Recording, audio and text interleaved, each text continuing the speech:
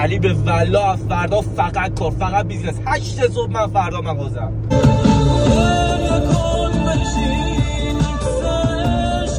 مهدی خب بیا بررسی کنیم ببینیم مشکل از کجاست. مشکل من تویی علی. از سر شب به 300 تا دختر فقط سلام دادی تو علی. بعد سلام صحبت کن علی. علی بهش در یک نگاه اعتقاد داری؟ آره. من عاشق اون دختر 200 هفته شدم. ولم کن. من امشب به یک سبر میگردم علی. علی اینا بد نیستن. سلام.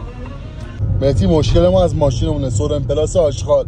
علی سورن پلاس دو رنگو تو دیوار امروز دیدم گذاشته 500 تومن. علی این بیرنگ 500 تومن کم پولیه علی. چرا چرت میگی؟ علی چراغچه که همین سورن پلاس هم روشن شد علی. همه چی به کنار علی. 200,000 دادم موامو حالت دادم قبل دور. علی ما باید به دخترها میگفتیم مدل ماشین 1400 بیرنگه، صندلی برقی. یعنی نمیای 200 هفته مشکی نمیای؟ بیا بکسوریه برای دوست پسر نمیشه.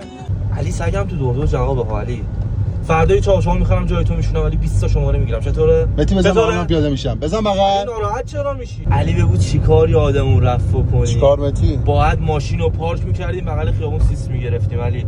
بذار دور بزنیم این حرکتو بزنیم ناموسا. ولش کن بریم خونه از صبح تو دور داریم ما. اطمینان کن به من.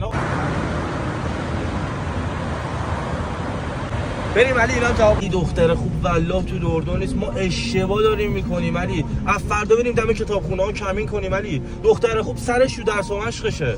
علی این دوردون فقط باعث شلوغی شهر شد علی. ما بچه غربی میریم شرق دور، بچهای شرق میان غرب دور. همتو ما چرا شلوغ میکنیم علی؟